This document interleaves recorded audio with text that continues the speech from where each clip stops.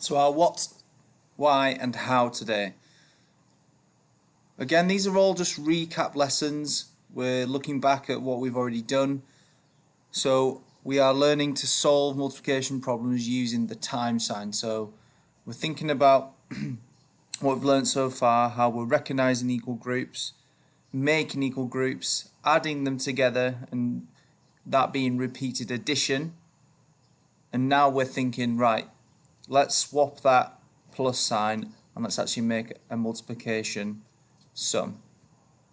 And we're doing this so we can work out if we have a times or multiplication sum, we can work it out quicker than a repeated addition sum, and it's more accurate.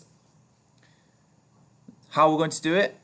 Again, it's just thinking about how many groups we have, how many in each group. So if we've got 3 groups of 4, we take that groups of out and swap it for the times sign. And the way we work out the times sums are through skip counting. So that could be in the 2s, the 5s, the 10s, the 3s.